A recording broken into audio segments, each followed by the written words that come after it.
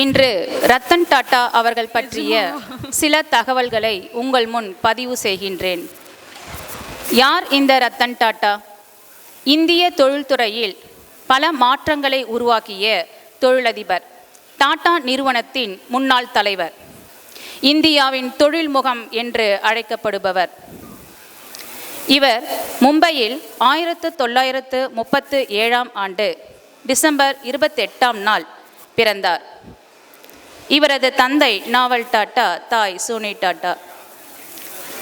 ரத்தன் டாடாவிற்கு 10 வயது ஆகும் பொழுது இவருடைய பெற்றோர்கள் ஒருவரையொருவர் பிரிந்ததால் தன்னுடைய பாட்டியின் மூலம் தத்தெடுக்கப்பட்டு அவருடைய அரவணைப்பில் வளர்க்கப்பட்டார். டாடா என்பது இவருடைய குடும்ப பெயர் ஆகும். 1962 டாடா நிறுவனத்தில் சாதாரண பயிற்சியாளர் பணியில் தன்னுடைய பணியை தொடங்கிய ரத்தன் டாடா திருமணம் செய்து கொள்ளாமல் தன்னுடைய கடின உழைப்பு மற்றும் விடாமுயற்சி ஆகிய இரண்டின் மூலம் மட்டுமே அந்த நிறுவனத்தை வெற்றியின் சிகரத்திற்கு கொண்டு சென்றார். நீ என்ன பெரிய டாட்டாவா என்று சிலர் பேசுவதை நாம் கேள்விப்பட்டிருக்கின்றோம். ஆம், வெறும் பஞ்சு வியாபாரத்தில் தொடங்கிய டாடா நிறுவனத்தின் இன்றைய மதிப்பு இந்திய ரூபாயில் 6 லட்சம் கோடிகள். இத்தனை பெரிய சாம்ராஜ்யத்திற்கு பின்னால் பலருடைய பங்களிப்புகள் இருந்தாலும் அதில் முதன்மையான நபராக கருதப்படுபவர் ரத்தன் டாடா மட்டுமே. இவ்வளவு சொத்துகள் இருந்தாலும் உலக பணக்காரர் பட்டியலில் அவருடைய பெயர் இடம்பெறவில்லை.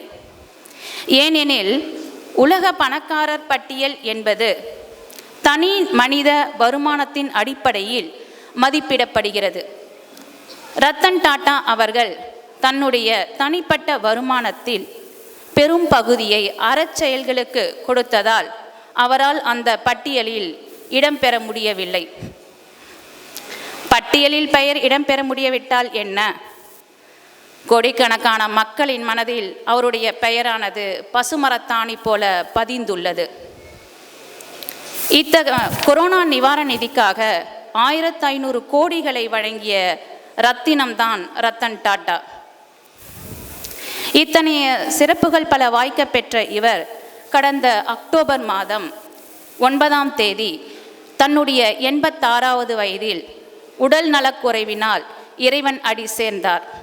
இந்த செய்தி பலருக்கு அதிர்ச்சியையும் ஆழ்ந்த வருத்தத்தையும் ஏற்படுத்தியது. அந்த துன்ப அலை இன்னும் மக்களிடையே ஓய்ந்த பாடில்லை. நம்முடைய வேலூர் ஜலகண்டேஸ்வரர் ஆலயத்தில் அவருடைய ஆத்மா சாந்தி அடைய வேண்டும் என்பதற்காக மோட்ச தீபம் ஏற்றப்பட்டது.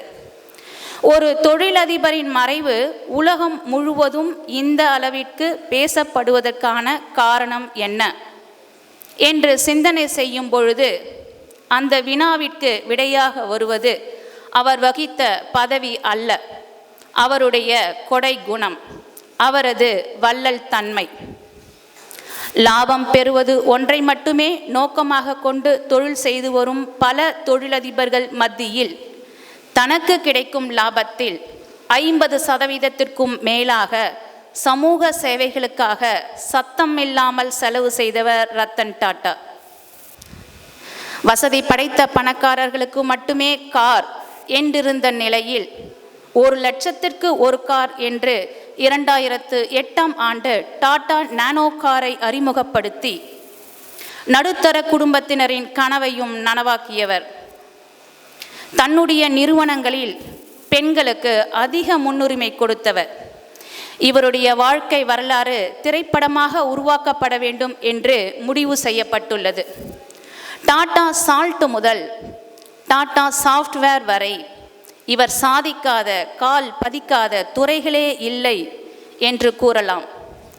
டாடா நிறுவனத்தை சர்வதேச அளவில் கொண்டு சென்றதில் இவருடைய பங்கு அளப்பரியது. என்னுடைய தனிப்பட்ட பார்வையில் ஏவுகணை நாயகன் அப்துல் கலாம் ஐயாவின் மறைவிற்கு பின்னர் இவருடைய மறைவிற்கு தான் இந்த நாடே கண்கலங்கியது என்று நான் எண்ணுகின்றேன். இந்த நூற்றாண்டின் மனிதநேயமிக்க மகத்தான ஒரு மனிதரை, வைரம் போன்ற ஒரு மனிதரை இந்த உலகம் இழந்து விட்டது. மறைந்தாலும் இவர் போல யார் என்று ஊர் சொல்ல வேண்டும் என்ற வாக்கியத்திற்கு ஏற்ப ஒருவருடைய இறப்பில்தான் அவர் எத்தகைய வாழ்க்கையை வாழ்ந்துள்ளார் என்பதை நம்மால் அறிந்து கொள்ள முடிகிறது. அவர் இப்போது நம்முடன் இல்லை, ஆனால் அவர் விட்டு சென்ற பாதை நமக்காக காத்திருக்கின்றது. அந்த பாதையின் வழியே நாம் சென்று நம்மால் இயன்ற உதவிகளை நாம் பிறருக்கு செய்ய வேண்டும். நாம் பிறருக்கு உதவி செய்ய வேண்டும் என்றால் அந்த தகுதியை முதலில் நாம் வளர்த்து கொள்ள வேண்டும். அந்த தகுதியை நமக்கு முழுமையாக அளிப்பது நாம் பயிலக்கூடிய கல்வி ஒன்று மட்டுமே. கல்வி மட்டுமே ஒரு மனிதனை முழுமையான மனிதன் ஆக்கும். அத்தகைய கல்வியை பயிலக்கூடிய மாணவ பருவத்தில் இப்பொழுது நீங்கள் அனைவரும் இருக்கின்றீர்கள். இந்த மாணவ பருவம் உங்கள் வாழ்க்கை பாதையை நிர்ணயிக்கக்கூடியது, உங்கள் வாழ்க்கை திசையை தீர்மானிக்கக்கூடியது. ஆகவே கடமைக்காக கல்வி பயிலாமல் விருப்பத்தோடு கல்வி பயிலுங்கள். காலம் கடந்து செல்லக்கூடியது, யாருக்காகவும் காத்திருக்காது. எனவே படிப்பதில் உங்கள் முழு கவனத்தையும் செலுத்துங்கள். தலைகுனிந்து நீ படிக்கும் புத்தகம் உன்னை வாழ்க்கையில் தலை நிமிரச் செய்யும். தலைகுனிந்து நீ படிக்கும் புத்தகம் உன்னை வாழ்க்கையில் தலை நிமிரச் செய்யும்.